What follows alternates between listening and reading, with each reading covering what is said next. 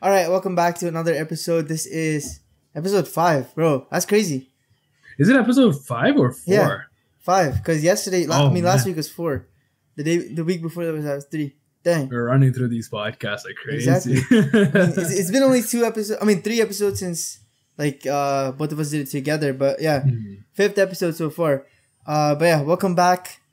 Today, we're gonna try and stick to one topic, but obviously, it's a waffle podcast. We're gonna end up deviating, but that's the beauty of it. It is what it is, Yeah, exactly. The whole basis of Waffle Club is the fact that we're definitely not gonna stay on topic. So feel free to enjoy. Exactly. Yeah. Okay. Let's just get into the topic now. This is one of the reasons that we the podcast came to be, us together. The whole the very first idea that we ever had was to talk about one shared experience that we had in the beginning of this year. That's 4 or 5 months ago. Yeah. Yeah, 5 months ago now. No, for mine was because I remember I had to go to Houston right after this. Mine was the 3rd week of December last year. Oh, it was December for you. Okay. Yeah, it was December. No, I think it was December for me as well. It was last week of December, and then we tried to do it on January, and then it never happened. Yeah. But yeah, basically, if you don't know what we're talking about, it's we both got our wisdom tooth around the same time, and I guess that's a really fun topic to talk about because it's not really talked about much, but it's also very interesting because not a lot of people actually do it internationally. Here, I guess it's just kind of common. It's just kind of the basic thing to do, right? Everyone just gets it done by our age. Yeah, I have 4 wisdom tooth in total. So the ideology is before your body fully forms and start to get into that old phase, you get all of your wisdom tooths removed just so that your body apparently it's softer, right? When you're younger, and then if you do it when you're old, it's gonna hurt like hell. It didn't feel soft, bro. Dude, it hurt like hell. At 19, I don't know how much more it would be if you're 25 or 30. I can't even imagine the pain. Oh, first of all, 25 isn't old. Talking about the fact that I'm only 3 years from being 25, but oh man, no. 25 is pretty old, man. That's almost middle age. You're in that territory. You're about to be there. No, you know what I mean? What is it? What's the percentage of people that are in their mid-20s that are married? Right? You're saying that before most people are getting married, they're old? That's crazy. Okay, but let's be honest. Back in the day, people used to get married at 22, 23. But now people are getting married at 33. So now people are getting married. It was middle age from back in the day, but now I guess now people are getting older and older, but younger and younger at the same time. It's weird. I think it's more in the olden age, you had people kind of just enjoy their youth when they were younger, during high school and everything, and then once they got into 22, 23, they got married, and then they focused on their work life, right? Now it's kind of you had that anxiety of having to be financially stable from a young age, so you don't really enjoy your younger years. And then the second you start having some kind of income, you start enjoying your middle 20s, and then once you're in their 30s, you're okay, I've enjoyed my life. Time to get into the next stage of marriage and everything. So yeah. I feel that's. But it's so much harder now to be in that financial stable, oh man, perfectly. Everything is all set up. That it's taking so much longer for people to settle down. Yeah, no, I can only either expect people kind of what's the word? Being happy with the bare minimum, or they're going to be really working till they're in their late 30s to get a financially stable life, and then get into the marriage. As time goes on, that age of marriage is just going to get more and more down the line. I don't think it's going to stick at 28. But I can't imagine getting married at in my 30s. That just feels weird.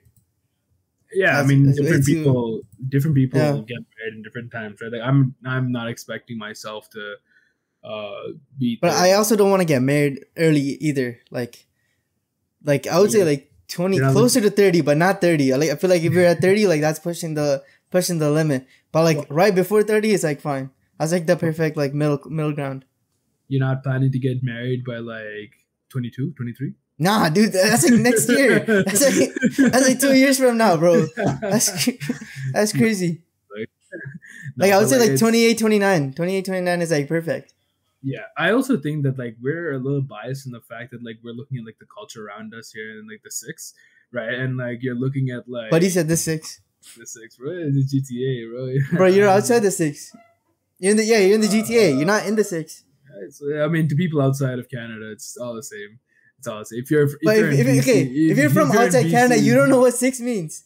You don't even know Yeah, what you 6 do. means. Yeah, you do. Drake made outside the of- six continental, bro. I Dude, I guarantee mean- you, people in the U.S. knows what the 6 is. Okay, if you because ask of somebody that in the culture. US what 6 mean, they would say Zone 6 in Atlanta. They wouldn't think about Toronto. No. Because Zone 6 in Atlanta is way more popularly known as the 6 than Toronto. No, but if you go and say, "Oh, where are you from?" "Oh, I'm from the 6." Nobody Right? says that, bro. Nobody. I've people never heard anybody say it's that. from Toronto. That's some cringe. That's actually cringe. Man, like- I don't know. I'm just saying. It's only people that live outside of Toronto that say I'm from the 6. Let's take that in. When I was in Houston, they knew what the 6 was when it came to Toronto, bro. Come on. Well, that's because of association, because they know you're from Canada, right? That's fair. Yeah, they did know I was from Canada. So like, But still, if you're from America and you ask somebody like, what's the 6 mean in terms of a place, they would probably most likely think of Atlanta. yeah, but 9 out of Zone 10 6. times, if you're in America and they're like, "Oh, where are you from?" You're gonna be like, "From Canada," and then they're like, "From where?" I'm like, "Oh, from the 6." Yeah, maybe. Or you could say maybe GTA, then. or you could say GTA. But, But even GTA then, just I sounds feel a like little bit more old school. 80% of people would not know what those terms mean. But if you can just simply just say Toronto, and people will understand. Even if you're not from Toronto, like people will understand. Yeah, I mean, I just tried to be hip with it, bro. I'm 22. Do you know why it's called the 6, by the way? No, not a chance. Because I'm sure so I'll date with it. you know how New York has like those boroughs and stuff. Boroughs, as in like where the homeless people live. No, like boroughs, like like the Bronx. They got Brooklyn, Manhattan, all that. Yeah. Yeah, so we copied that too. We got like, okay, that's kind of controversial statement, but we kind of low-key copied that. So we also got like 6 boroughs. We got Etobicoke, North York. We got York. We got Scarborough. Yeah, like an old Toronto or something like that as well. Yeah, Toronto as well. And then there's one more. Forgot what is it? Okay, I don't even know all of them by heart. Wait, let me just search it up.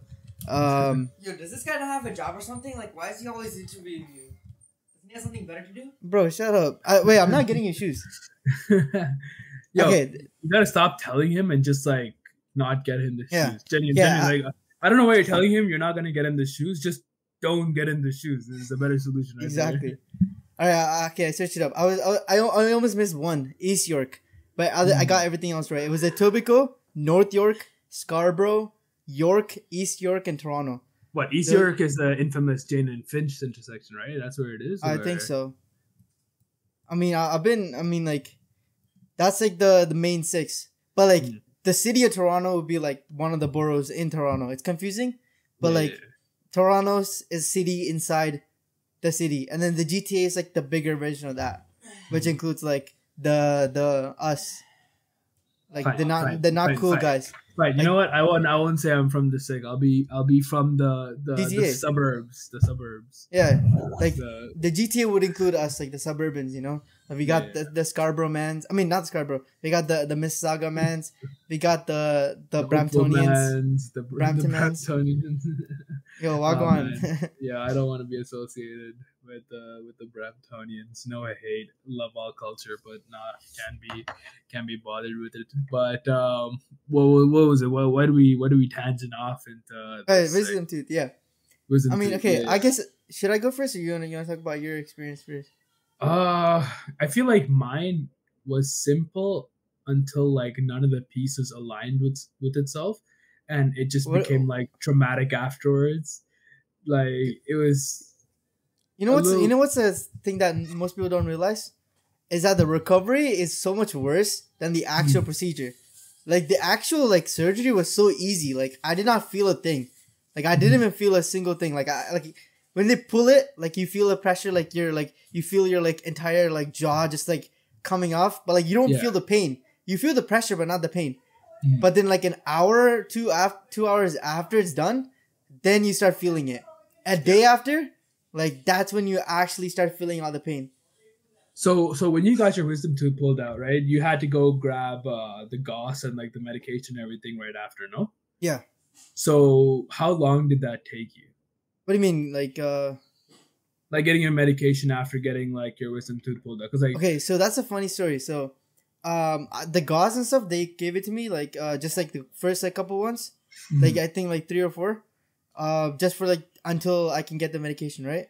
Yeah. But and thing is, I didn't have a car, so I Ubered to the dentist, and then I had to okay. Uber back. I brought my brother along because I thought, like once I have the surgery done, I wouldn't be able to talk, so he can Big talk to the mistake. Uber. Big mistake. This guy didn't do it. This guy didn't do like, shit. No, you talk to him. I don't want to talk to the Uber driver. I'm too scared.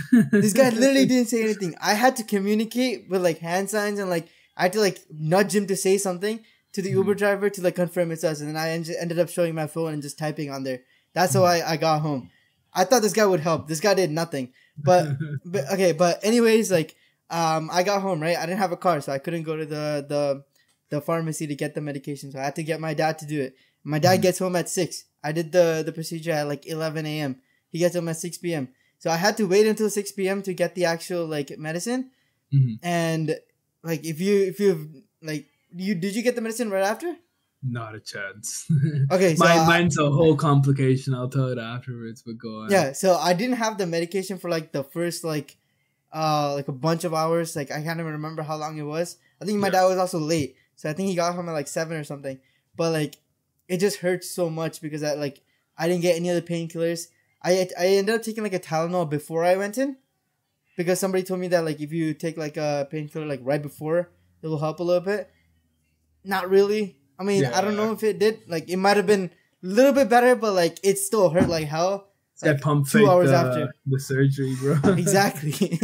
I had to be prepared. So I did like an early like dose of like a Tylenol, and then didn't really help. It just like hurt so much after, and then after I took the medication, like it felt a little bit better. But yeah, what happened to you, like, bro? So already, so the day I had to go grab my wisdom tooth or go to the surgery, whatever it is called, I had to work the day off, right? And so at 12 o'clock, but you had to work after, or like no. I worked before. I worked from morning till 12.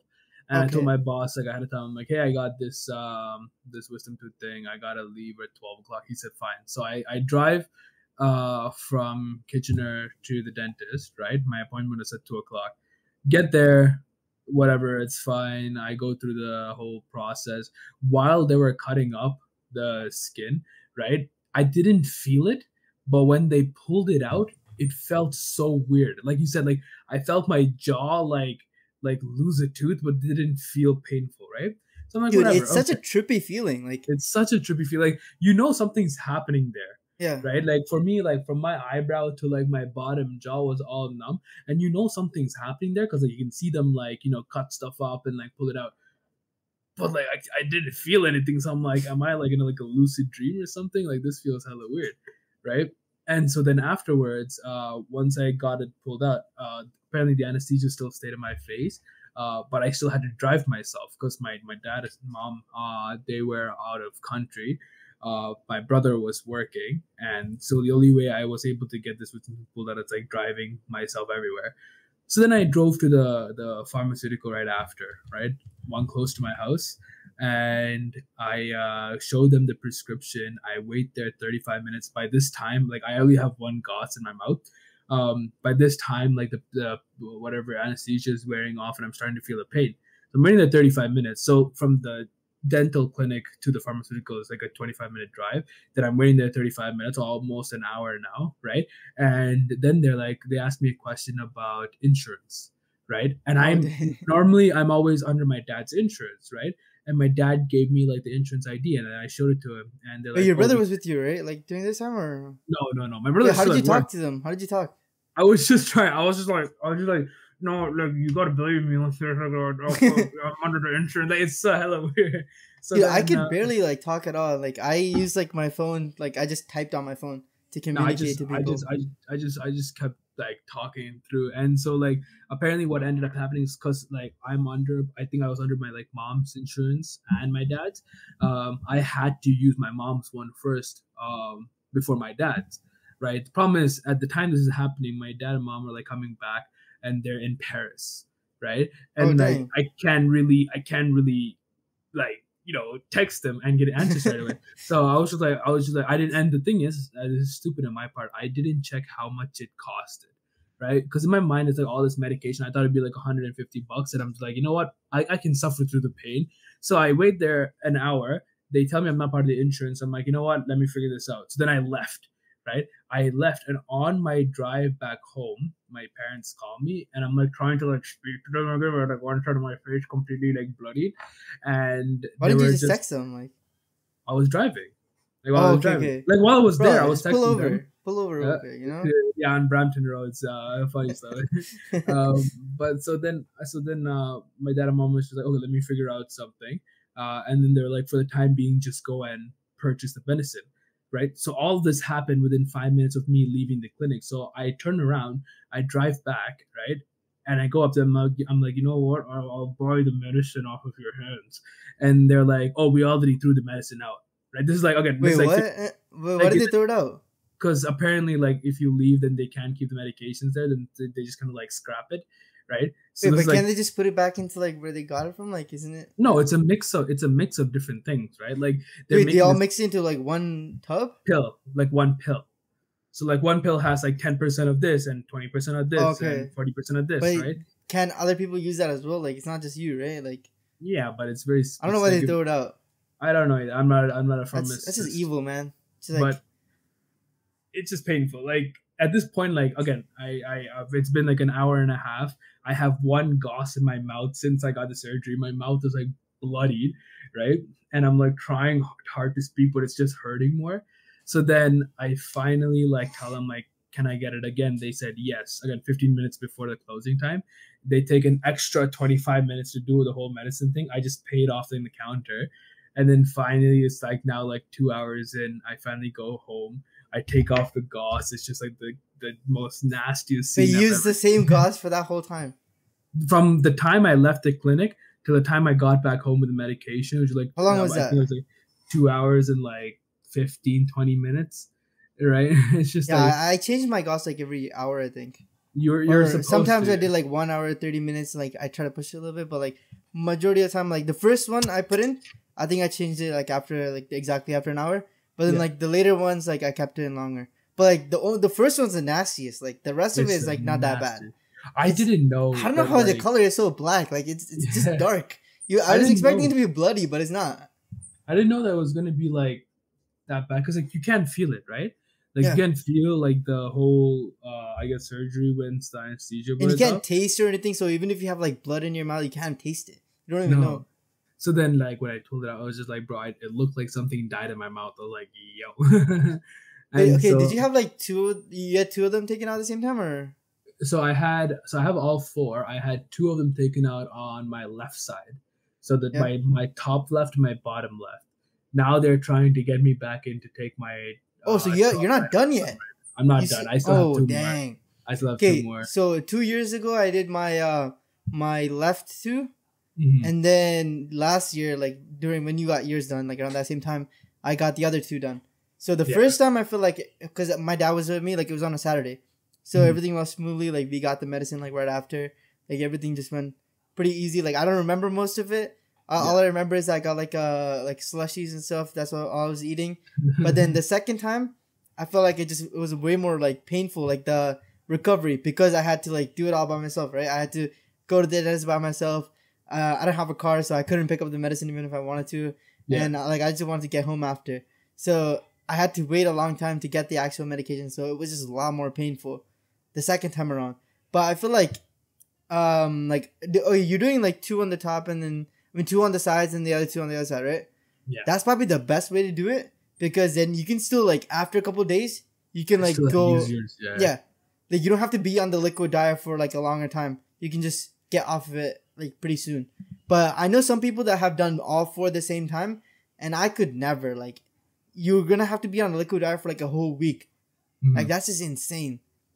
Initially, when I was thinking of getting my wisdom tooth pulled out, when my dentist called me for it, because my brother, he got his wisdom tooth. He only has 3, right? So he got all 3 pulled out at the same time. So I'm like, oh, calm, 4, I can do 4 easy, right?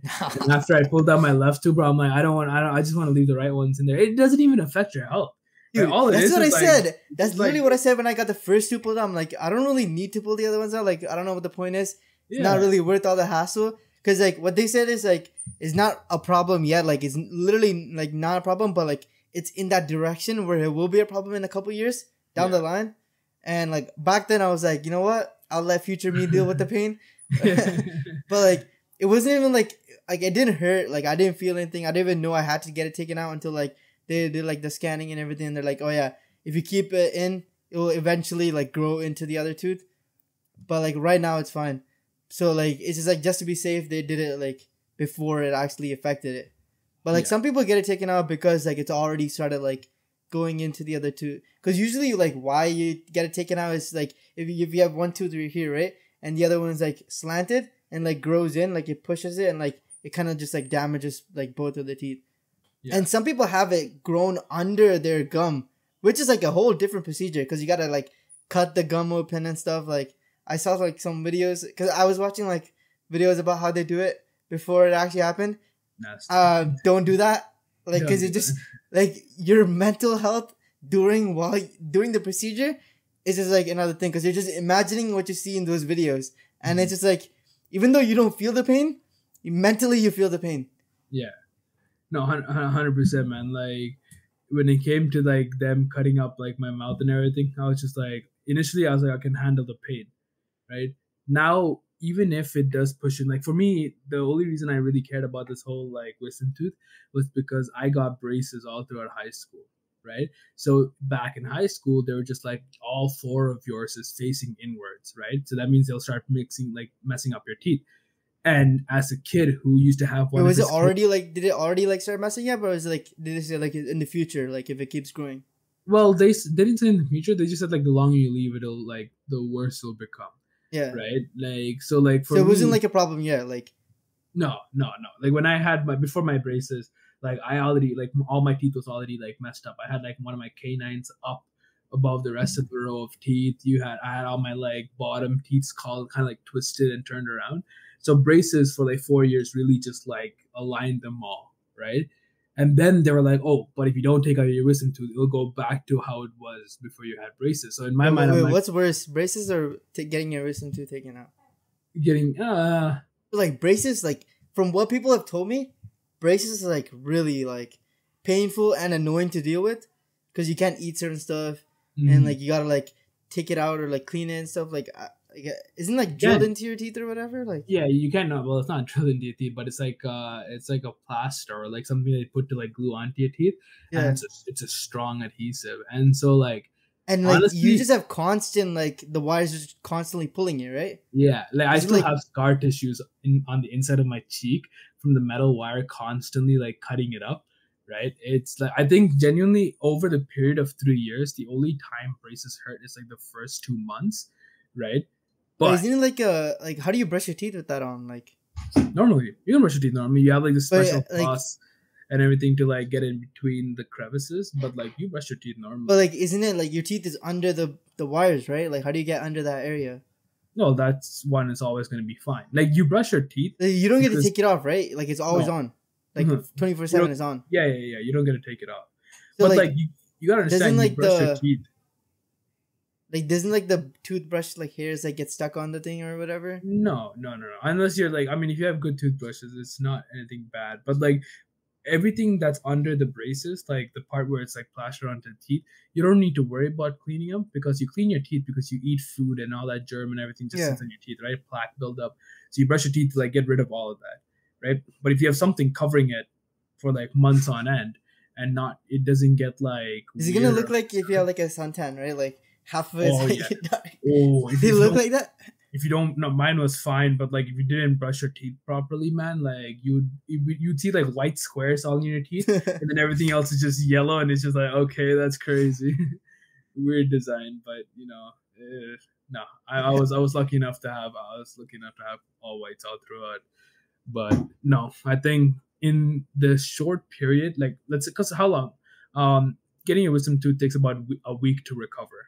Fully recover, right? If you only have like 2 of them taken out, like on one side, like I would say like a week. But if you have all 4, I would say like 2 weeks maybe. But So you if have to be you're- on a liquid diet for an entire week. Like that's insane. Same thing with braces. Like if you're looking on like a week to week basis, like 1 week of wisdom tooth surgery or 1 week of like having braces, the braces hurt a lot more because like the braces feels for that first week at least it feels like all your teeth is getting like ripped out of its gums, right? And it's just like constant pain. You can't bite your teeth, you can't eat solid food, even like biting on a straw to like drink liquids or something, it's painful. You can't breathe air or through your mouth because that'll hurt. Like it was just like an atrocious period. But then like if you're taking like a week in between the 3 years, then wisdom tooth easily is one of the worst experiences I've ever had. Yeah, it's short, but like that, like first couple of days is just pain, It's and the diet is like the worst part about it. Like eating only liquids for like 2-3 days is just like, especially if you like food, it's just so much like harder. Like, and my family was like buying food outside as well. every day. And my brother, yeah, not every day, like, but two of the days that I had like the liquid diet, they had food from outside for like dinner. And you know my brother, right? This guy obviously came and rubbed it in my face. My mom was like, when he gets his wisdom tooth out, we'll get like the biggest feast ever. Yeah. No, man, like, what was it? So my biggest regret with like the wisdom teeth is like when I took it out, the Friday of me getting my wisdom teeth pulled out, my company had, or at least my team had a big dinner, right? So dang. like I've been knowing about this dinner for like months, right? They got this really nice like 5-star restaurant nearby. They got this whole little room set out for us. Like they got like amazing tomahawks and steak. And I go there, and like by time it's like my third day recovering, right? And I'm really forcing my mouth, right? Because like you know how like once your surgery's done, like your jaw's stuck. Yeah. Right, you're not moving your jaw. So within that third day, I'm like really trying to like open up my mouth. Right, I'm really trying to like relax my muscle. Which, by the way, to anyone hearing, I do not recommend because like it does mess up something in your jaw. Like I'm definitely sure that I didn't recover my jaw properly after that. But the most I could have eaten is they had something called like a seafood paella, right? And all it is like it's like a seafood or a risotto type thing with like lobsters and like mussels and shrimps and everything within it, right? So it was a fabulous lunch, right? But I couldn't have any of the steak or anything because Dude, that's gotta suck, man. Like Oh, I it's- wouldn't even go. At that point, I wouldn't even go. Like I would just stay home. bro, it sucks so much because like one of them it was like $150 or I think more, but I think it was 150 actually. And two of my coworkers split the meal, and it was an A5 Wagyu like 10-ounce steak, right? And I'm like, bro, I remember the day clearly. Like after work ended, like everyone went over to the restaurant, and then I'm closing up site. And then by the time I get there and park, my boss and I are walking together, right? So I was just like, oh, I've seen that there's $150 A5 Wagyu steak in here. Is it okay if I get it? He's like, yeah, you can get it. Just be careful of the prices. I'm like, okay, solid. And right before we entered the door, he was just like, wait, isn't your mouth messed up from like the wisdom tooth? And I was just like, yeah.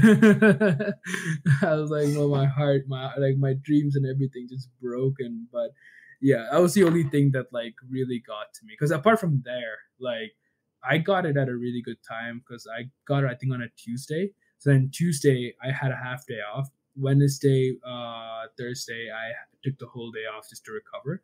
And then Friday I went for this lunch thing, so it kind of worked out. What were you eating like between like when you had the liquid diet on? Because I was mostly eating like smoothies, milkshakes, like protein shakes, like like Ensure and stuff like that.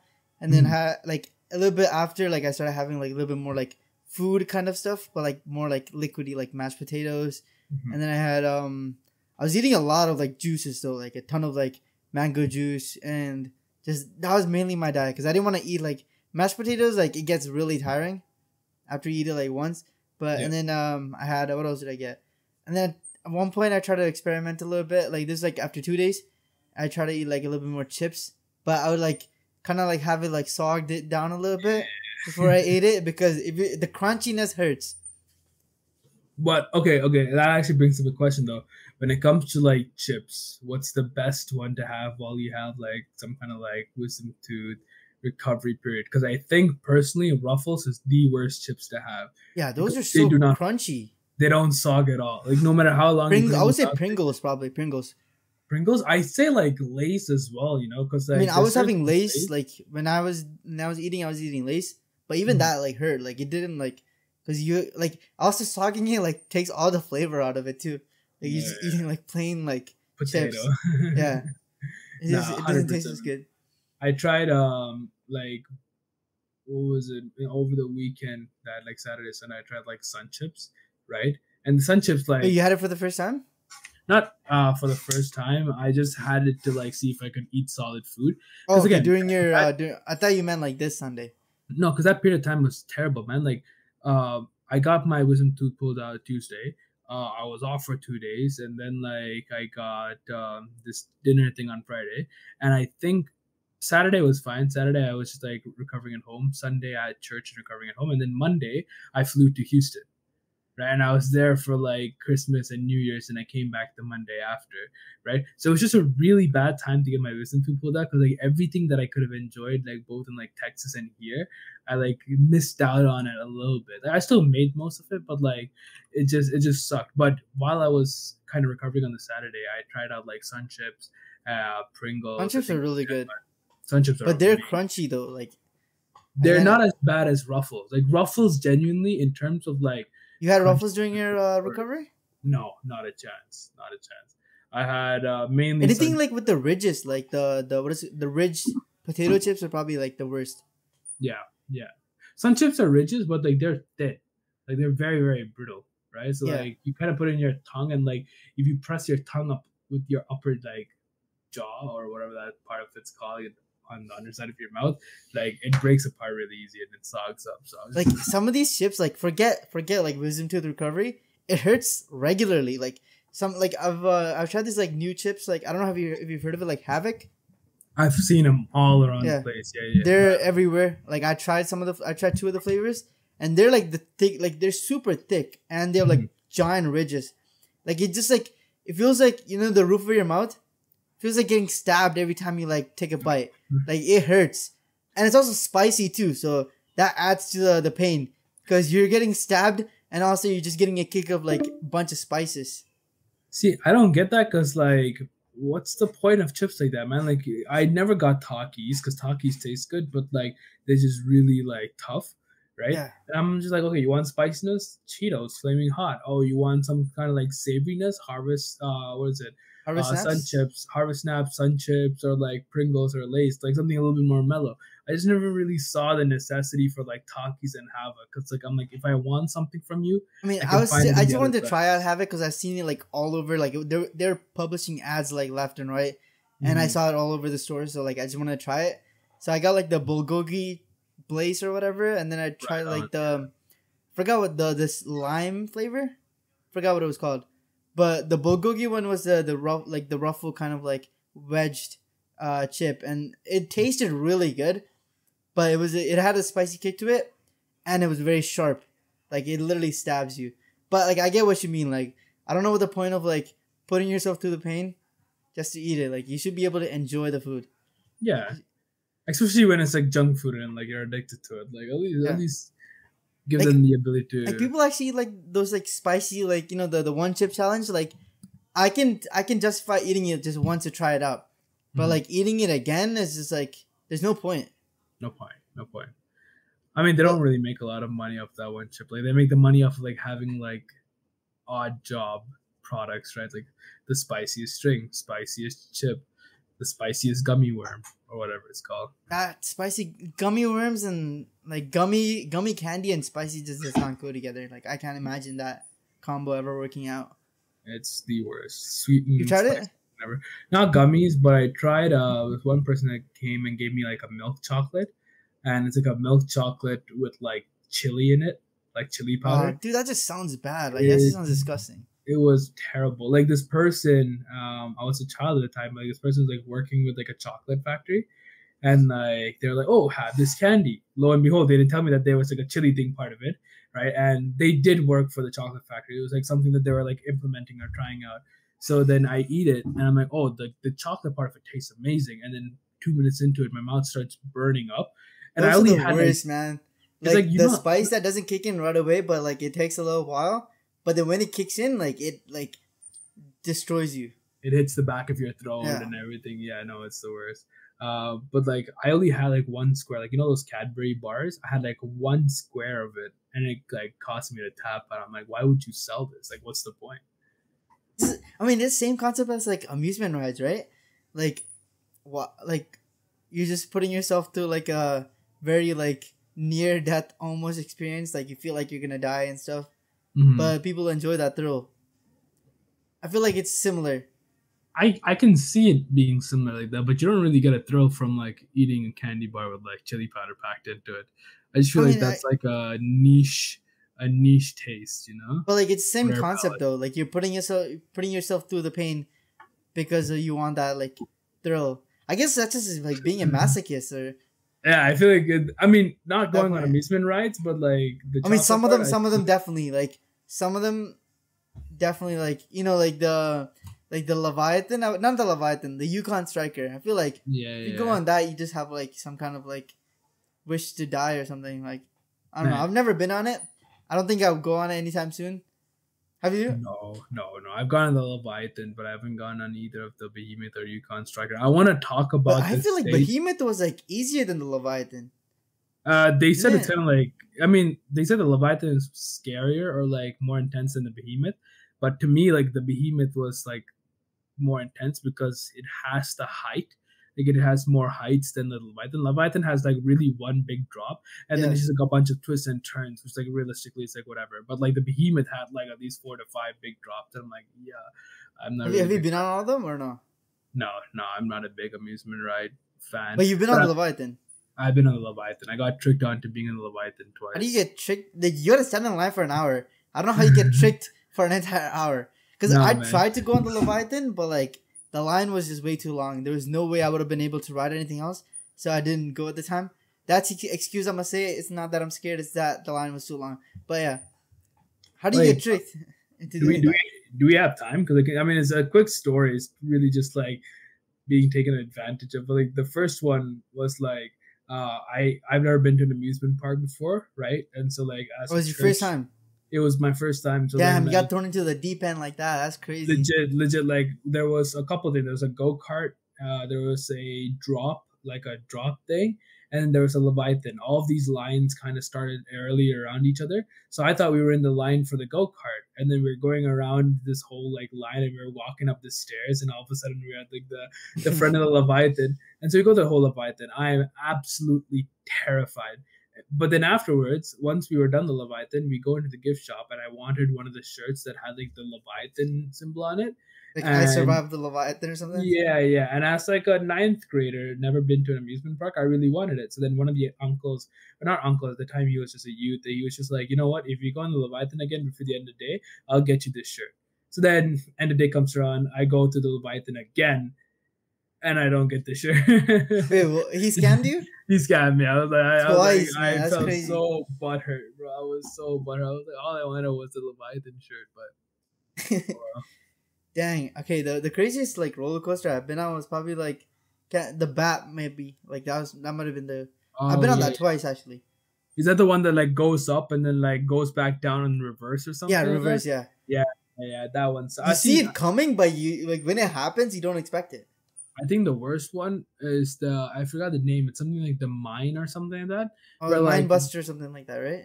I That don't know. looks Is so it- lame. I can't lie. That looked lame to me. But it looks like it's gonna break down any time. Like Yeah, the wood yeah. just looks like it's gonna collapse. Like it wasn't as intense as the Leviathan or anything, but like the part that scared me is like it was sitting there, you would feel it like almost jitter off the track as it's taking its left and right. And like I'm fine with going through like intense rides, knowing that like the whole thing is structurally rigid. That some engineer went to the books and wrote it down and said, okay, this thing is definitely not coming off the tracks. I'm fine with that.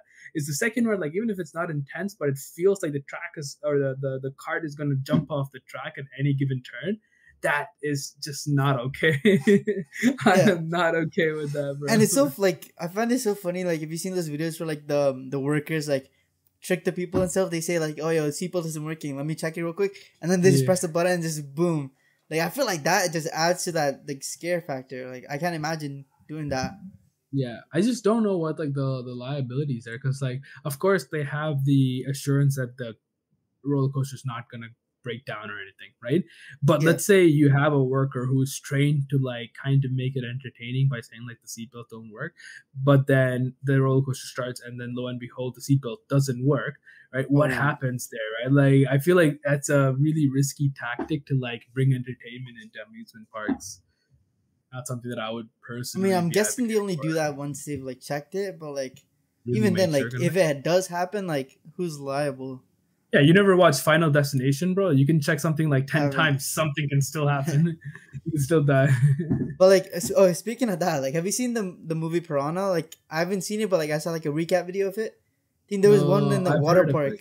Heard of it, yeah. There was like, oh no, not it was not Piranha. Okay, the Piranha one, there was one in the water park, but then there was another movie. I think it might have been Final Destination, but like it was like they put like random like traps and stuff into like the water park, and like they put like a giant like metal like crate or something at the end of a water slide. So if someone goes through at the end, they just get sliced into pieces.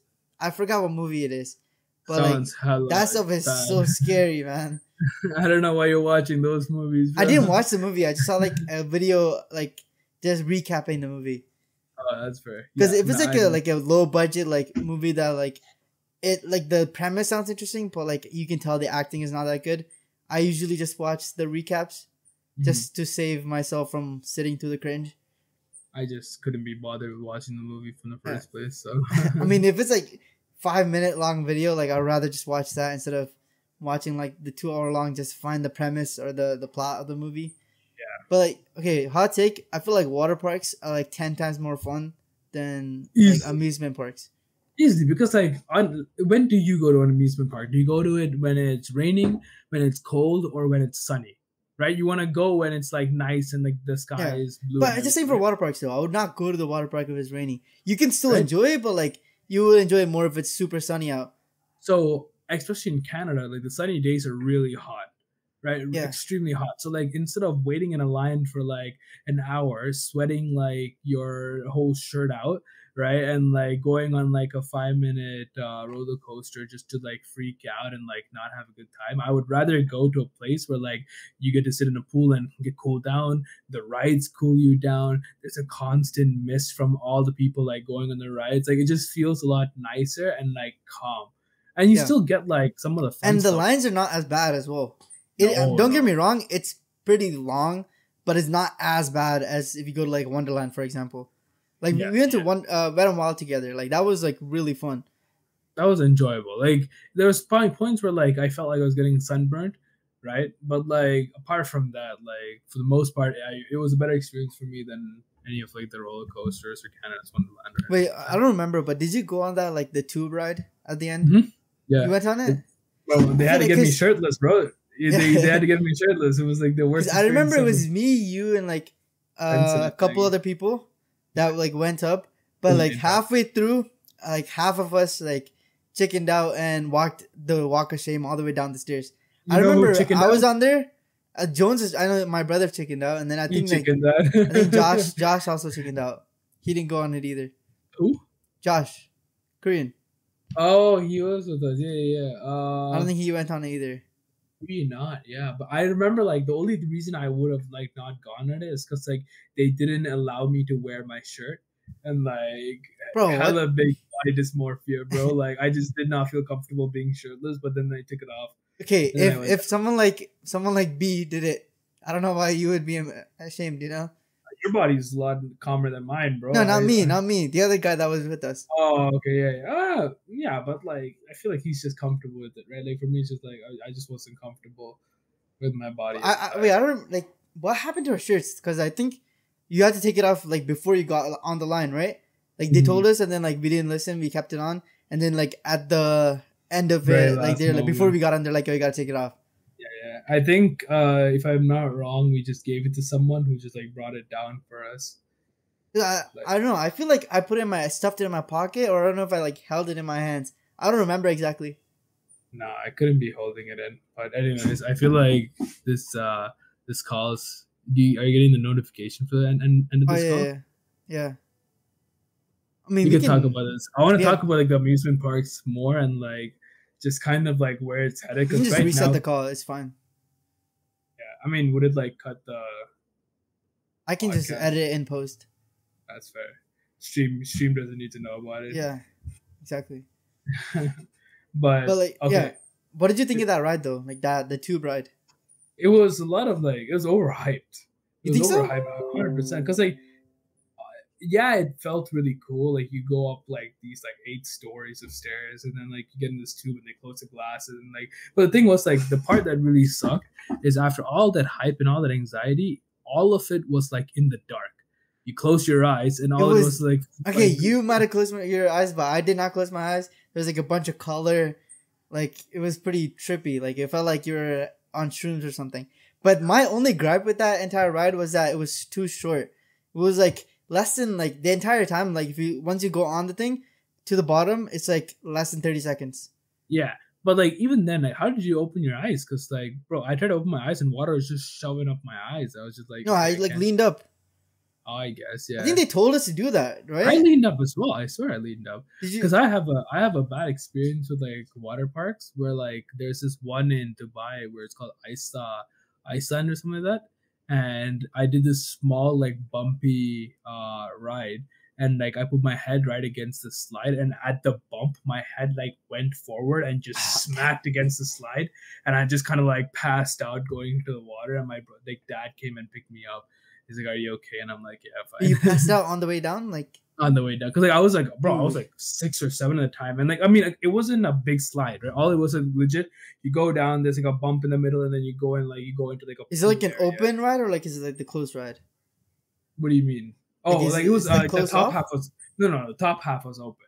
Okay. Like Good. it was like a half slide basically. Oh, so you hit the back of your head. I had the. I back thought of my like you get to hit the bump and like the front of your head hit the top of the slide. No. So the guy told me to like lean forward, and I didn't really Yeah. understand what he said. So then I kept my head right against the slide. Yeah. So when that bump happened, it just like smacked against the back of the slide and like just like passed out on the way down. And then my dad came and just helped Dang. me. Yeah. So Ever like, since then, on the I've tube always ride. been Yeah, on the tube ride, I had my head like up, like I would say like 70 degrees, like forward, Mhm. and like I could like open my eyes, I could see most of it, but I had my like nose plugged because like the water was like trying to go through. the little tube slide. So yeah, like one, it was too short, and two, like I feel like the big hype about that one was all the anxiety and people like freaking out before they get to the top. I think that's what like the attraction to that side was. Like once you're in the tube, and then you go down, all it is like you go through like 4 or 5 turns, and then boom, you're done. Like for the ones that are listening, let me set like the stage for you. Basically, it's like a spiral staircase all the way up. I think like you had to go up like 4 or 5 like levels up, right? I think there's more. I think it was like almost like 5, 6. Yeah, it was like a bunch of levels up, and at the top you go into like these like pods. It looks like the stuff that like Captain America goes into in like the first like movie, Mm-hmm. and like they give you like a countdown. Usually they do it early, and they like the platform that you're standing on just like disappears, and you just get dropped down like straight down, and it's like around like 20, 30, like 40 seconds until you get to the bottom, and it just like flattens out. But like because of the line being so long, it takes like a while to go all the way to the top, and everybody that's on the staircase is talking about how scary it is and how like scared they are, and if anybody like, and a lot of people like once they're like near the top, they turn back and walk all the way down, and they all get shamed. So yeah, I was gonna say, like, people walking down, did they not get like not booed, but like they essentially got booed? There's like, oh yeah, they got this laughed guy at. They're like, oh yeah, you yeah, pussies, like they It's literally like oh, this guy like walking down the stairs, I can't believe it. I remember that happening. I was just like, can't remember if it is. I feel like a lot of people like just went all the way to the top because they didn't want to feel the shame of walking back down. Bro, 100%. Bro, halfway through, I wanted to like go back down. I was like, I won't let my pride be booed by some random stranger. Exactly. Also, like, I think if I'm remembering correctly, there's like family behind us with like a kid that was like less than half our age at the time. And he was like so stoked to go on this thing, right? And I'm just like, I'm not gonna let a little kid outshine me here. Bro. I remember that. I remember you told me about that. You're like, oh yeah, if this kid can do it, like, we can, why can't yeah, we? I could do it. Yeah, no, but like, I think again, the higher it got, the more like I guess Anxiety. more afraid because like, it isn't even about the water slide. It was just the fact that I had like the fear of heights that kicked in Oh, like the higher you got, and then like but once you're in the pod, like once yeah. you're in the pod and they close the little glass door, then I was just like, okay, this is fine. Like this I can handle. This is like any But like, other what about when like the thing like the platform like just disappeared, like the flap opens just goes up. down? Yeah. Nah, it was fun. I think that was fun. Did you expect that? Like, because like I knew it was coming, but when it happened, I was surprised. Even though like I knew it was gonna happen. I was just afraid that like what if there's a malfunction and like it opens up and then like while I'm falling down it like closes again. Oh And I dang! just get like stuck. And I was just like hella afraid of like malfunctions. But like no. I mean you can't really like fall into the slide any other way, right? You have the glass door in front of you which they close. And you're in a tube. So the only way to go is down, and the only way to go down is by the flaps opening up. So I was just like, My worst fear on those kind of slides is getting stuck in the middle, like in a flat area. Like if you, let's say you don't have enough momentum, like you just get stuck in the middle like that. Like what do you do? Because I'm very claustrophobic. I don't like tight spaces, but like I can't imagine being stuck in like just like a tube, and you can't really move your arm around. Like it's very tight. Like it's pretty tight. Like I would say like maybe like I can maybe like lift my hand up like this far, if like from my body, like maybe like this far. Yeah. Maybe a little bit more. I might be exaggerating, but like maybe like this much space. And like if you get stuck in there, like you can't get up, you can't stand up. You gotta be lying position. You can't really crawl. Like I don't know what you would do at that point. Like yeah, no, I don't think I'm claustrophobic. That's but my at the same time, scariest. It's my like biggest fear. You know what? There's like a torture method where like they put like a cloth over your face and they like drench you with water. Yeah, waterboarding. Right? I think waterboarding, and so like I feel like that's what would make me more afraid. It's like not the fact that I'm getting stuck, but like while you're stuck, you have water and everything constant, just like hitting your face and everything, and like makes you start gasping for breath. And even though there's air, because it's such a close and like close space, it just starts to like depreciate all the air. And I was like, okay. But like in that slide, there was not really that like many like flat areas until you get to the very end, so it's fine. But like some of the other rides, like a lot of flat areas, like because I've seen like videos of some people getting stuck, and like it's kind of funny. And like usually someone else has like the workers have to come down through the slide and like push you back down. Yeah. But like if you don't have enough momentum, like you're kind of screwed. But like in those slides, you're fine. I think the ones that you'll definitely get like stuck on, like the ones with the big raft. Like the inflatable tube, something like that. Like if you don't have enough water, like those things are like they have like pretty good grips. They cause some friction, yeah. Yeah. Like if they're going straight on like the plastic pipes, you're not going anywhere, bro. Yeah, you're there just stuck. Those rafts are fun though, like the balloon things. They're fun. I'm trying to think like what's I want to go to like. Well, maybe not like an amusement park, but like I want to go to like a water park that's like really massive. I don't know. I think Six Flags is something else, but like. But Six Flags is all amusement park. I think so. Usually amusement parks have like a small like water park section. Yeah. But it's usually like not that great. That's why I kind of like Wet n Wild because it was like all water park. Mm-hmm. But those are kind of rare. You don't see them often. There's a water park in the U.S. that's just like all just like. Slides and everything. Let me see what it is. There's probably a lot, but like it's not as common. Like one of my favorite like water slides is like like the toilet bowl one, where you have to like go down. Cyclone or something. I think it's called Cyclone. Have you gone on that? My brother did when we went to Iceland, or not went to Iceland, but went to the theme park in Dubai called Iceland. And they had one there, but I was too small and I didn't know how to swim back then, so they didn't allow me on. But that one, you should try that. Like, it's really fun because especially like because you're with somebody else, right? So I remember me and Steven went on that at Wonderland, and like obviously me and Steven are on a boat. We're always just pirates. So like we were like because sometimes they put two people at the same time, like not two people in a raft, like two rafts at the same time. So there's probably like another person going down at the same time. So like we would try to like knock another person out, and if you'd like steer like your body weight enough, you can skip the little hole, the exit, and go for extra round. So, yeah, we did that like 2 times, 2 extra rounds until like it got really tight. So we ended up going through the hole. But like we tried to do as many like extra rounds as we could. Like that stuff is so much fun. Wait, where was this? Was it in Wild as well, or No, is it like Wonderland, Wonderland. Wonderland? Oh, right, yeah. Yeah. I forgot they have. I've only been to Wonderland once. Yeah, it's nothing like. Thing is, like right now, where Wonderland is like you got all these like angsty teens from high school coming in and just Yeah. having a bang out in like Wonderland, so you can't Have really you even seen that enjoy it. video? Like, yeah, bro, last year was shambles, man. I didn't even know Wonderland was a thing last year because all I heard was like it opened up and like there was like 10 to 20 cases of like people fighting, and then Yeah. it closed down for the winter, and then now it's like gonna open up again, right? It's just like all it is like high schoolers go there and they start like fighting. I'm like, bro, you're a child. Go on the damn ride, enjoy the ride, go on a different ride, go get some funnel cake or beaver tails, and then go home. Right? Like that's all your responsibility is. I don't care. And yo, what do you think of these people calling it land? Like I heard online like they just call it land now. They don't even say Wonderland. They just say land. You want to go to land? Like, that makes no sense to me. The ability to have like coherent English conversation right now is just slowly deteriorating, man. Like call me a boomer. Call me a boomer, but like I feel like that's just like not very intuitive. Just calling it land. You wanna go to land? Yeah, that just makes no sense. Where? Which land, bro? Exactly. Do you wanna? You can say that about anything. Hey, do you want to go to school? Do you want to go to the land? Hey, do you want to go to the supermarket? Do you want to go to the land? Like, like they just shorten like. I feel like land is like the more like general term. If you said wonder, like that would have been more specific, but that doesn't really roll off the tongue. Yeah, that would have been a little bit more cringe if someone says, "Do you want to go to wonder?" Like, what about like wonder? Like, I don't know. There's no way to make it not cringe. Just say Wonderland. Yeah, that's the easiest way. Well, yeah, Wonderland is fine. Like, imagine if you shorten everything down to its last syllable. Hey, do you want to go to the ket? What? Hey, do you want to go to the ool? Like the ool? The ool. Wait, what do you mean by cat? What's cat? Market. Oh, okay, market. Supermarket.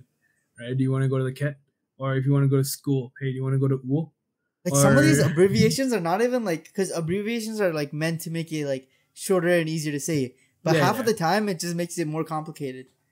Yeah, I mean, like, bro, it's like, again, all it is younger guys wanting to be tough, right?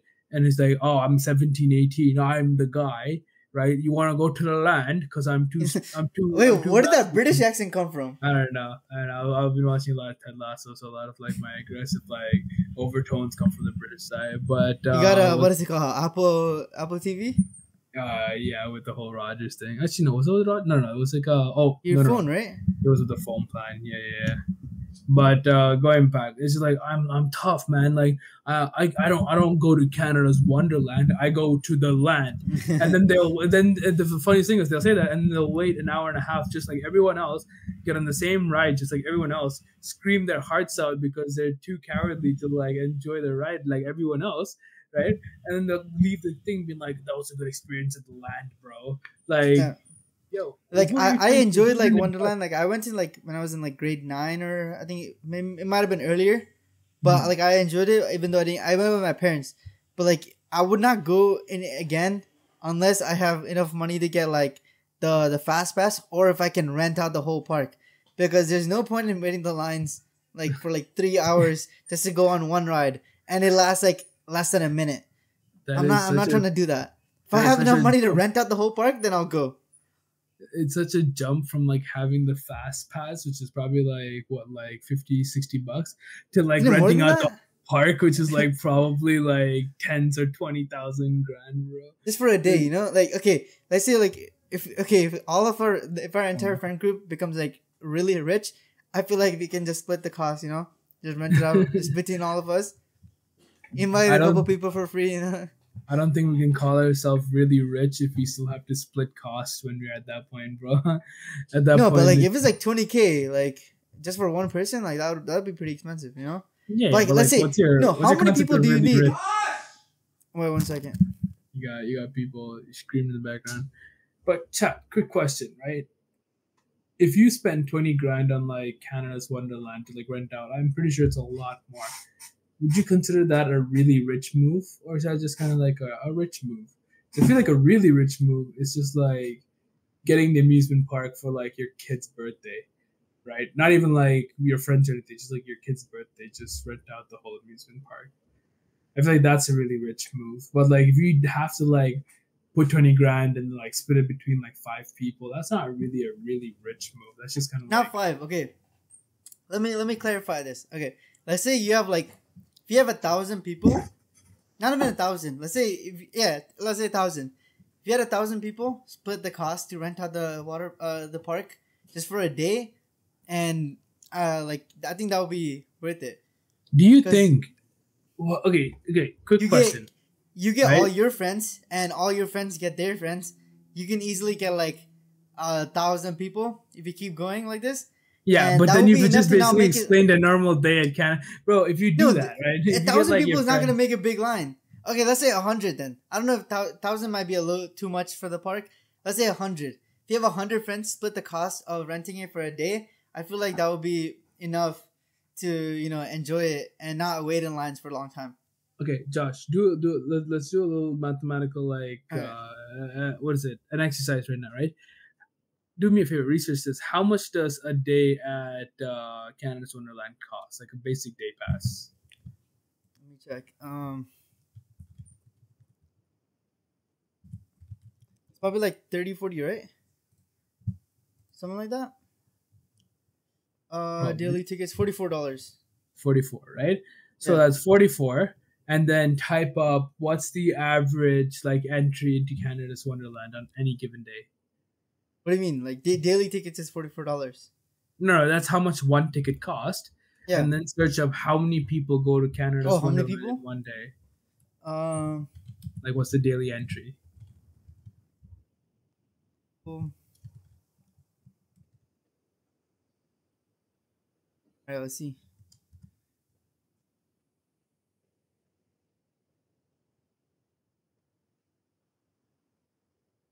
Find some numbers here.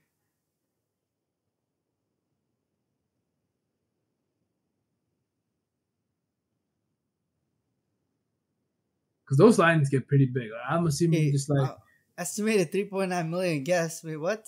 no. It's like I over think the that's probably period. yearly. Yeah, because like, bro, let's say like you have like 100 people coming in per hour. Canada's Wonderland is open for like 10 hours, right? 10, 11 hours, right? That's 1,000, maybe more.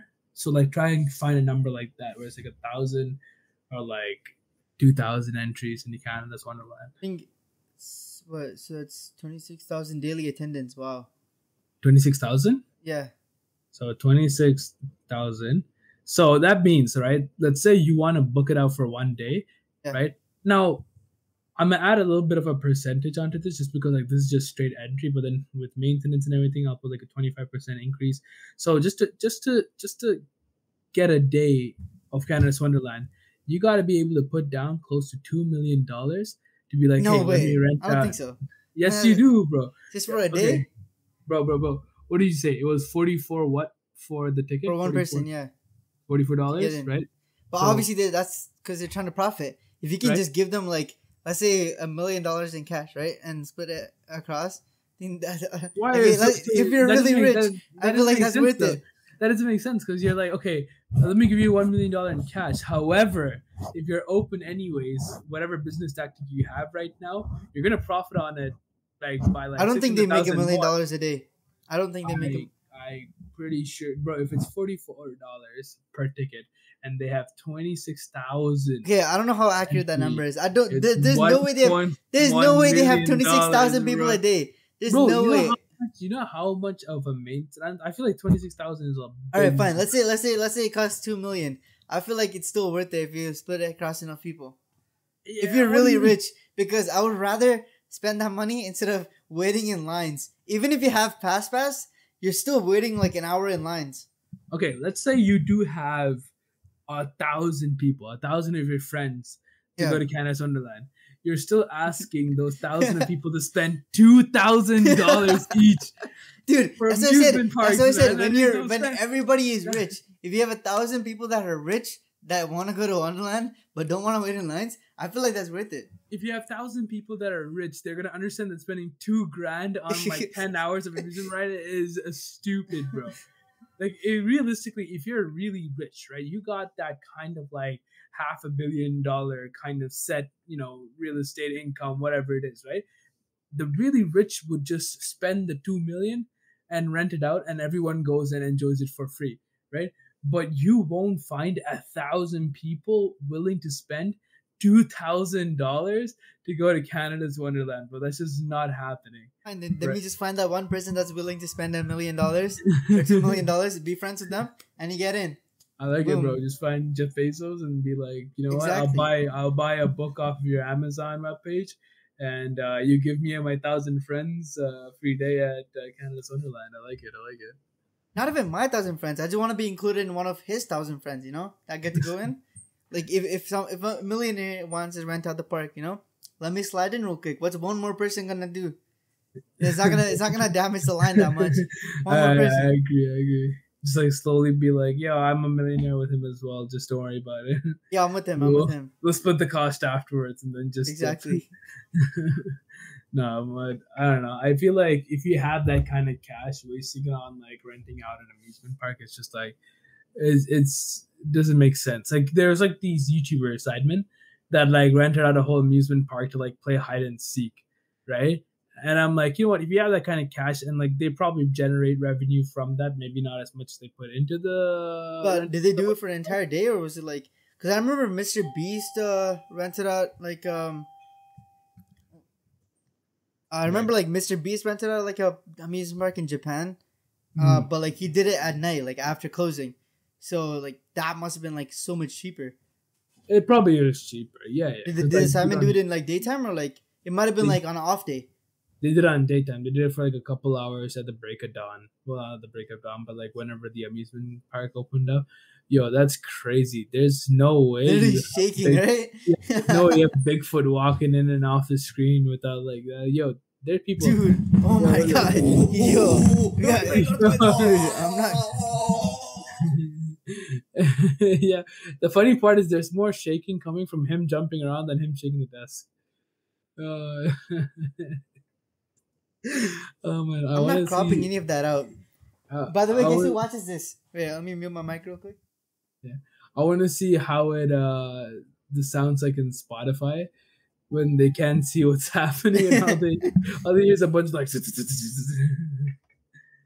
Okay, basically for the listeners, if you had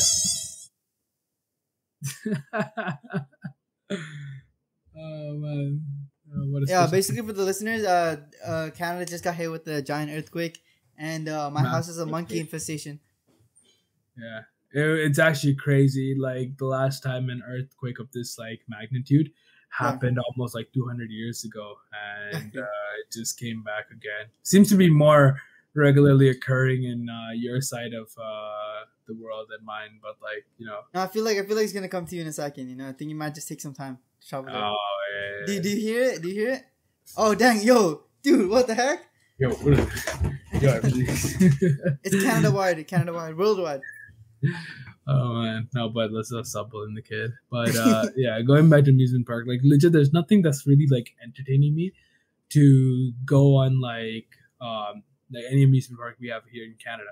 Realistically, this is what entertains me more, right? I'd rather go to like the Bahamas on a 7-day cruise ship and go on their water parks and enjoy their like entertainment and everything, as opposed to going to like Canada's Wonderland or Wet and Wild or any of these other like Great Wolf Lodge or whatever. Right? It just doesn't make sense to me to waste my time with like Canadian amusement parks.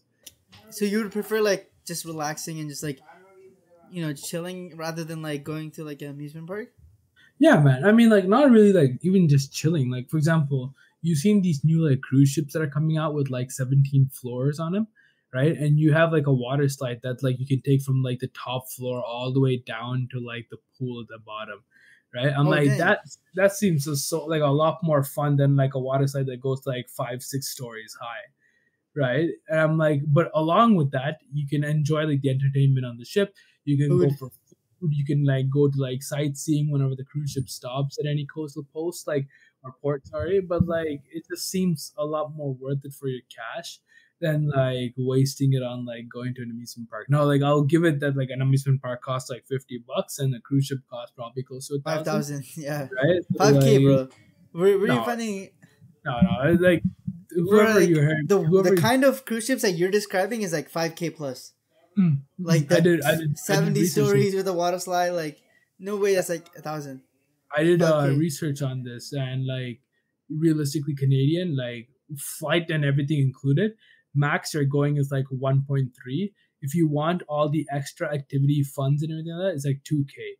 You're not going 5K for a cruise ship, bro. You must like there is a cruise ship that you can spend 5K on, but it's like the newest one that came out in the summer with like the most like exclusive room with all the activities and everything. That's how it costs 5K. But you shouldn't be spending 5K for one person on a cruise ship. That's a waste of money.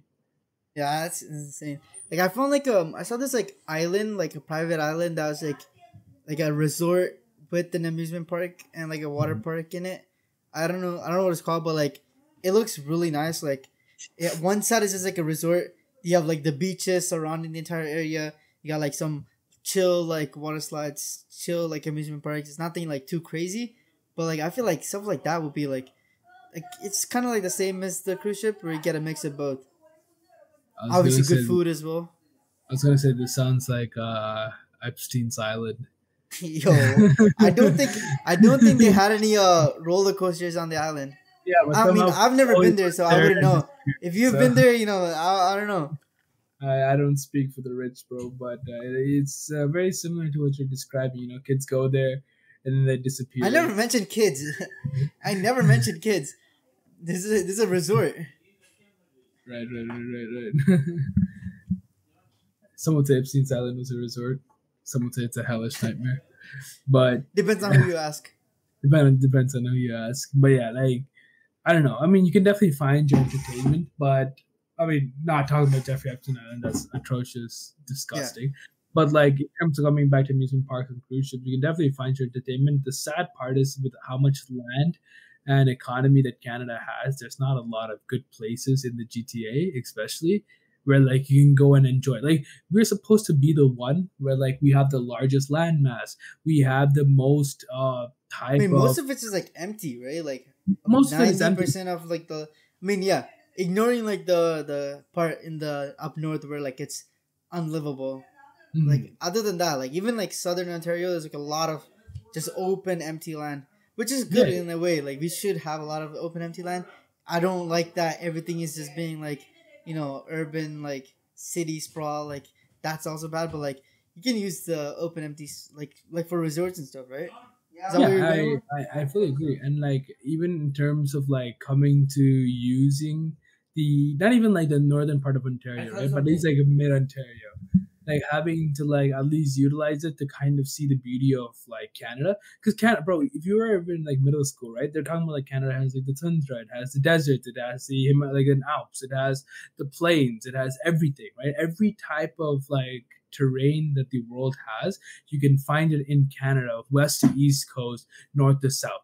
Right, like everything is in Canada. It's the largest in terms of landmass. It has all kinds of like weather and ecosystems. It has the most kind of like animal variety, stuff like that.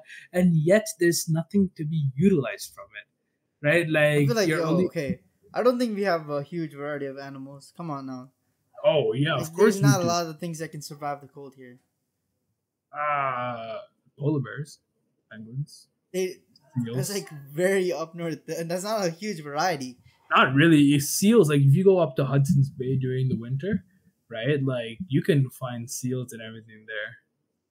Dude, we're talking variety. Like you gotta, if you want variety, you gotta go to the tropical areas. Like let's say like Brazil. Now that's a variety of animals. You can find like every single type of reptiles. Yeah. Well, that's still a variety. It's a huge like, not even snakes. Like different like lizards, chameleons. Yeah, reptiles. Bears. Tigers, lions, I don't know. They have not really everything. Bears. Like bears, you find more in like the rainforest type climate. Actually, I don't even know if that's true. Rainforest? No, dude, in the woods. Like I would say, bears are more like in like our area. Yeah. But I'm saying like you would find a bear in our forest more than you would in like a forest in Brazil. I just don't think we don't have rainforest here. I don't think so. I'd have to look into it. I don't know. There's a place in Manitoba, Saskatchewan, I think. It's called like the Rainy Lake of the Woods. Yeah. And pretty sure it's a type of rainforest, but I might be wrong. Like rainforests are like really beautiful. I can't lie. Like Yeah, there. But muted. The they're 5 minutes you get to enjoy it. or It's get great. If bit you get by. killed by like killed by an anaconda or like pulled in the water by a crocodile or bit Okay, by but like at least right in the world. rainforests is beautiful, and you might get killed. But Australia is like the exact opposite. You're gonna get killed, but I mean, There's there's not nothing much to beautiful look at. Yeah. You don't get a view. No man, Australia is legit like the level 100 type boss ordeal, man. Like you don't even get to enjoy the scenery. It's just like on site. Yeah, You you get know the there and history you of might Australia, contract by the like way. what? Did you know that like Australia was like basically just the biggest jail on earth, right? Mhm. Like back in the day, when in Britain, I think in the European like, whatever, like they had like really bad prisoners. They would you know the memes, right? Ship them to Brazil. Yeah, Mhm. that was back then. Ship them to Australia. They would just dump all these criminals onto Australia, and that's how like Australia came to be. There was indigenous people on the country as well, but like the settlers and stuff was all like criminals and stuff. Mhm. That's what I heard. You can Damn. fact check that, but yeah. I definitely fact checked that, but like that's actually kind of cool. It makes sense why like all Australians are criminals. No, I'm kidding. I'm kidding. Yeah, okay. It was almost 20% of modern Australians, in addition to 2 million Britons, have some convict ancestry. The convict era was inspired famous novels. That's crazy. Yeah. In 1833, convict transportation peaked when 7,000 prisoners arrived in Australia, but by this time, public support for the system was already in decline. However, it wasn't until 1868 that convict transportation to Australia came to an end. So until 1868, they were sending criminals to Australia. Mhm. That's crazy. That's crazy. That's actually crazy. Like, be like Literally the world's garbage bin. just putting a bunch of criminals to being called garbage, but fair enough. No, but like, yeah, that's mad. Like, hey, you did something terrible here. Go and fend off with like Komodo dragons and like kangaroos and like crocodiles and the great wild outback. Kangaroos are so like they're like, I would say they're probably like the cutest animal that comes out of Australia, but they're probably also one of the deadliest. You know what's a way to actually counter a kangaroo? So in a kangaroo's mindset, even though if you look at some of them, they're really beefy, right? They're short. Dude, they got muscle, man. Like they look like they work out. They're ripped, but like their shortest limb in their body is their arms, right? So then that means that they don't really have a lot of like power with their arms, right? Their arms are mainly for like grabbing and holding their kids, and a lot of their power comes from the leg, right? And a lot of power comes from the they leg. mostly like attack with their feet, right? They kickbox. So how do you intimidate a kangaroo? You show them the strength from your punch, because they think when they're looking at you, because you're a biped like two-legged creature, right? That you should attack the same way they attack, right? So when you punch them with your hands and they see that it has a lot of power compared to their punch, right? They tend to back off because they're like, okay, if this guy's punch hurts this much, then how much can his kick hurt? Right? Like proportionality. So that's how you kind of. But I've seen some of them like square up and like they actually like I've seen a video of like a guy like boxing a kangaroo and like he hit him and the kangaroo just was like stunned. Seen that? Yeah, that's what I'm saying. Like they get stunned because they're not used to animals fighting using back. Their fist. Yeah, not even fighting back, using their fist. They're the apex predator, right? Like in their, I don't think any other like species can top them. Lions. Pretty sure they're in the top. No, lions. The lions don't exist in Australia. Where are the lions? Did you not watch Madagascar? The outback. Dude, Madagascar. The lion from Madagascar was literally from Africa. Okay, maybe it is from Africa. But you're actually, dude. He was kidnapped from Africa. I don't think there's any lions. Lions only live in Africa. There is no lions in Australia. Oh no. Yo, search it up. You have lions and everything in the outback. The whole point of it is to have like wild animals there. How would there be lions in? Lions are native to Africa, unless someone brought them there. Let's show you. Does lions live in the outback? Okay, so neither are big cats. Never made it to Australia in prehistoric times. Instead, Australia has its own unique cat-like beast. It's called the Thylacoleo or a marsupial lion? Yeah. Okay. So what I found is there are no lions in Australia in the wild in Australia. There's 6 predators: Tasmanian devil, the dingo, cane road, foxes, and yeah, those are like the cats, like cat kind of creatures in Australia. Search up the marsupial lion. Marsupial. I think that's just like a name. Like it's not. I don't think it's related to lions. Well, Okay. It's more like a tiger thing, right? Marsupial. Yeah, it's more like a tiger kind of thing, Like but a it cheetah. looks a lot. It Bro, looks what? a lot more. It looks like a lot more. Genuinely, if I saw that in the wild as opposed to a lion, I would be more afraid. Marsupial. Oh yeah, I looked up marsupials. Look up marsupials. It's very cute. Marsupial lions, on the other hand, now that thing is. Oh damn, dude! Oh, There's no way this exists in current. It's just like Day and age. yeah, this looks like prehistoric. It looks like a leopard. I'll put up pictures in post, but yeah. Yeah, So but it's like, like- yeah, who knows? Who knows? Maybe I am wrong on the fact that lions don't just hang out back, but like, there's definitely like big mean creatures there. Yeah, I don't think kangaroos are, anything in the territory of kangaroos. Like, come on now. Like, I feel like they're the top dogs. I don't know. Because they definitely walk around like it. Like, they're definitely, I mean, who knows? They might be on roids as well. Like, some of them, like, they're beefy. Yeah. They're definitely on some roids. I saw this, like, fact somewhere that, like, there's, like a village or something where if, like, emus were to attack, they could literally wipe off the entire population of that country. What? That's crazy. Like the country of Australia. No, not Australia. I think it was a small country somewhere else. But emus are native to Australia, right? I think. Bro. There's a lot, and there was an emu war in Australia, as well. Did you know about that? No. How do you know this? Yeah. I read this in somewhere. I forgot where I read it, but there was an entire war in Australia, the emu war. You can search it up. Here, let me. Yeah, the Great Emu War of 1932. Yeah, let me just read a little bit. It's a nuisance and management military operation undertaken in Australia over the later part of 1932 to address the public concern over the number of emus said to be destroying crops in the Champion district within Wheat Belt of Western Australia. And you know what the funny thing is? The military lost. Emus actually won. Emus actually won the war. And yeah, they were basically just like a huge number of emus just taking off all the crops and everything. They tried to fight back, and the emus actually won, which is insane to think about. Yeah, it's probably because their military force is too busy. 20,000 emus. Imagine you see an army of 20,000 emus coming at you, bro. Bro, that's more than like some of the population here in like the cities, bro. Exactly. Like, that's crazy. 20,000 is a lot. That could fill up the Rogers Stadium if we wanted to. Yeah. Okay. The emus won the war after 6 days with emu fatalities in the low hundreds. The shooting was temporarily halted when abandoned a few weeks later. Subsequent requests for the military help were refused. Instead, the government introduced a bounty scheme. Through this, two had little impact on the emu population.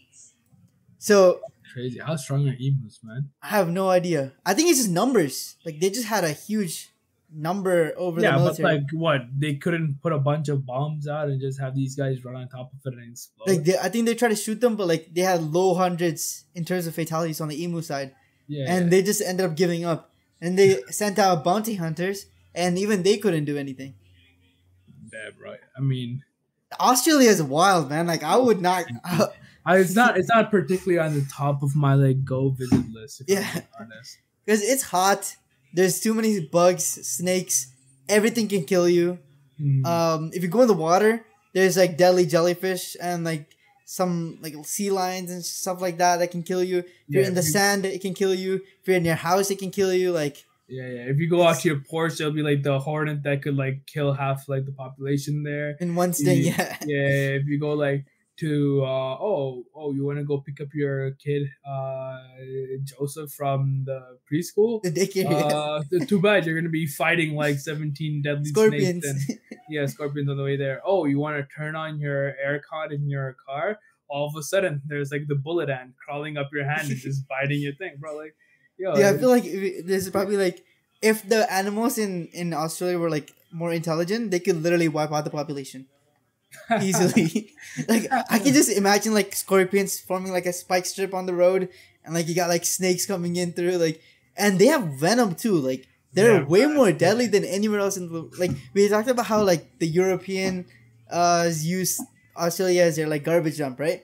I feel like God probably used Australia as a garbage dump too, like just throwing out all the most deadliest like vicious animals in there, because you don't really find them anywhere else. Yeah, I mean, it makes sense because you got to look at it this way. Australia is an enclosed kind of land, right?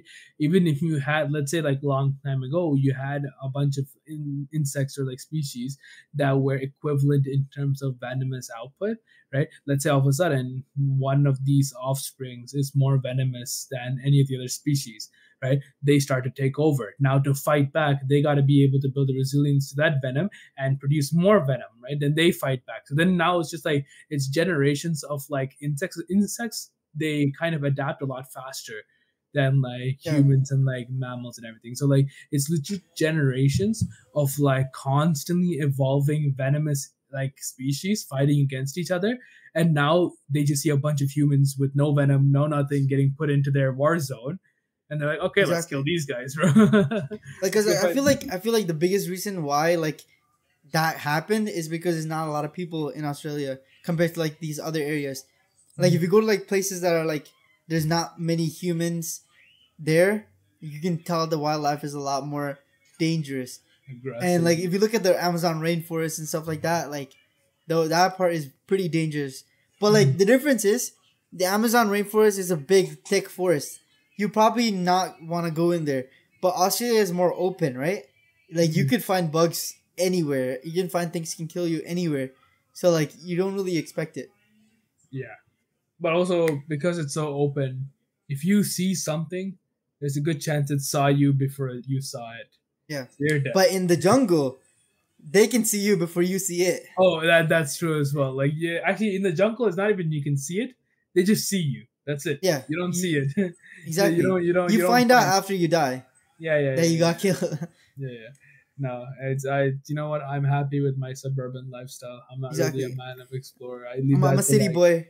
We're yeah, city man. boys. I leave it to Tintin and like all those guys to be able to like go out and explore the wildlife and then put it on YouTube so that I could see it. Yeah. Would you go to Florida though? What about Florida? I feel like that's a little bit Probably. like only thing that can kill you in Florida is the crocodiles or alligators. My bad, alligators. But then there's also like islands in India where like my dad used to live that have like similar issues with like crocodiles, right? It's like that the was thing is, what like the was it Andamans, right? yeah. And so like That's like the Hawaii crocodiles- of India, isn't it? the feel like- Florida of India. Is it? Oh, you think it's Florida of India? You got a lot of crazy people there as well, like just like a bunch of animals walking around here. So, But isn't it It's more like a resort, like island kind of area? Or have you been there? yeah, of course I've been there. Is It is like an more island. like island, like like Hawaii kind of like vibe, like resorts and like stuff like that, or no? Oh no, it's not resorts more so. Mainly because like all their coastal got wiped out a couple of years ago, or actually a couple of decades ago, by like a massive tsunami. So then like Okay. it wiped out a good chunk of its coast, and so then that's what brought all the crocodiles into like Centerland, like mainland. So like it washed up all the crocodiles or alligators. I forgot what's native to there. It Onto the might be shore. crocodiles, probably. Yeah, and then they just started like crawling into like the land. So now if you take an airplane to the island and you touch down, and because it's so like what's it called? It's not like a big airport, like just something that's just like made up, right? So the plane lands, and then you gotta walk from the airplane to the airport, right? And you're walking, and the far off distance, you can see like alligators and everything just chilling there. Dang. And Is it I like was a big island? Like, is it like fairly big? Like, how big do you think it is? It's fairly big. I can't really say off the top of my head because like all I like it's been a while since I've been back there. But like from my memory, it's like decently big. Nicobar Islands, right? Yeah. Hey, Oh, that's yo, far. That's actually very. Oh, dang! I thought it was closer to India. It's not. wow. Dang. Yo, I'm just looking at the maps. It's actually pretty far away from the coast of like India. Like, isn't it closer to Yo, that's so far. It's literally closer to Thailand. Let me check. Yeah, it's closer to Myanmar and like Singapore, like that area. I thought it would be like near like in like the Sri Lanka, like that kind of area, but it's actually pretty far. It's like over the past the sea, across the sea. Yeah. Wait, but your dad isn't native to that area, right? He moved there, or like? Granddad moved there for missionary work. I think my dad is native to the area. I mean, if your granddad moved there, then he's not really. He was just born there. Well, I wouldn't consider that native. If you were born in Canada, if your kids are born in Canada, they're not native here. Why not? Well, who is native here? The First Nations? Huh? Yeah, those are. That's what native means. Yeah, but then you go out there and you ask any random white guy if he's native to Canada, they're gonna say yes if they're born in Canada. No, I don't think so. They'll probably say like, I mean, they'll say they're European ancestry. I wouldn't consider even if you're born here.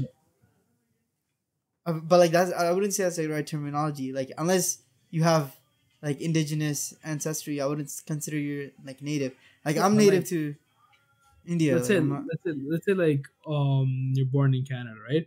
Yeah. And you stay here your whole life. You haven't gone to India, despite your parents being Indian, right? You haven't gone to India. You haven't seen like your extended family there. You've only grown up and known Canada, right?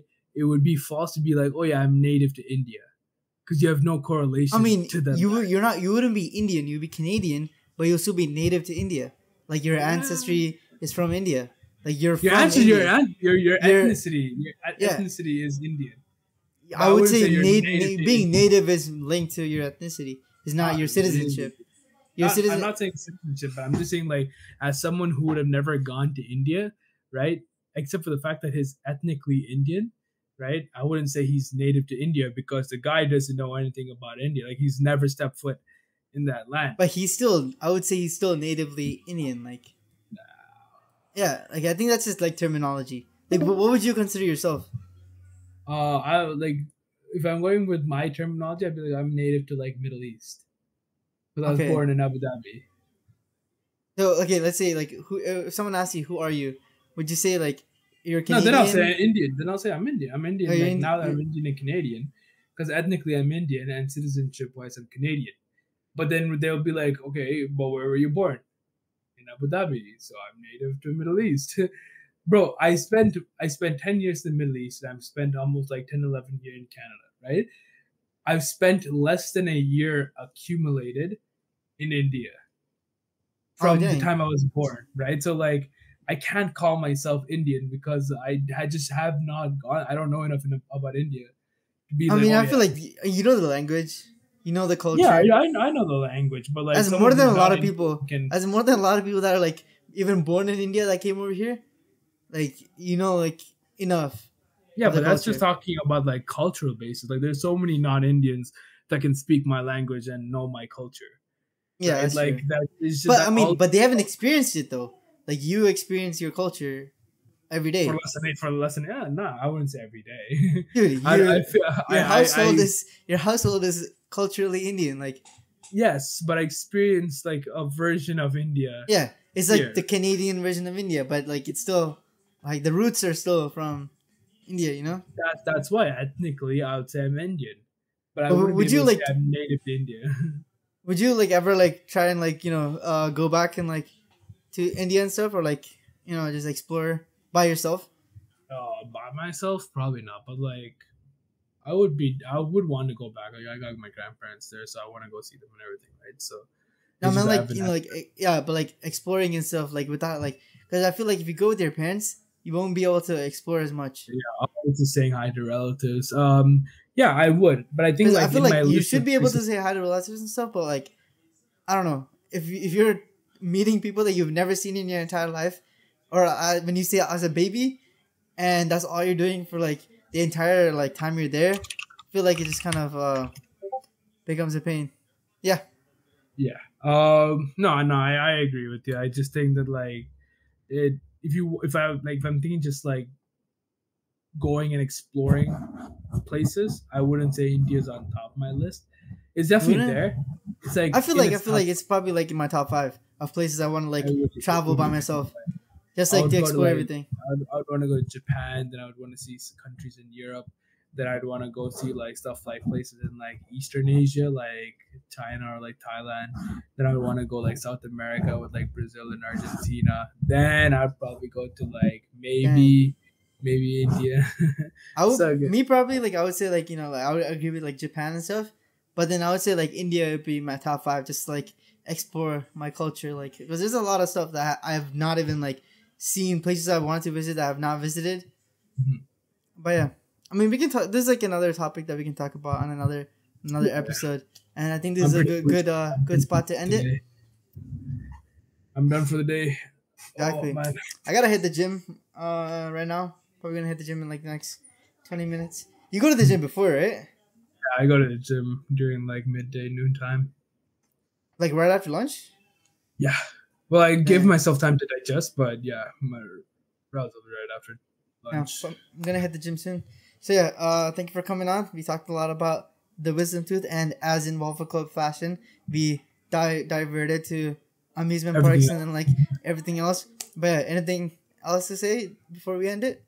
No, it was a good time. If I've seemed gassed out after like the 1 hour mark, that's mainly Yeah. because like I'm doing like this. Oh, I didn't even intermittent realize, bro. We're almost in 2 hours. That's crazy. fasting. Yeah, like I've been doing this intermittent fasting thing, so like I don't have like a lot of energy, right? But at the same time, like it was a good time. It's a good time just to. Are you trying to cut? I'm trying to cut. Yeah. Dang, I'm like in the middle of. I'm in the middle of bulking and cutting at the same time. It's weird. So do nothing. Yeah. You can't I'm trying bulk to or cut, maintain. bro. I want to bulk just a little bit more so I can get over the 70 kg mark, but I want to maintain that. So Yeah, I don't want to I- lose it, but I don't want to go over either. But Yeah, no, I like right now I'm at like 65, 67. But I want to get a little bit more and then maintain that. But yeah, thank you for coming on.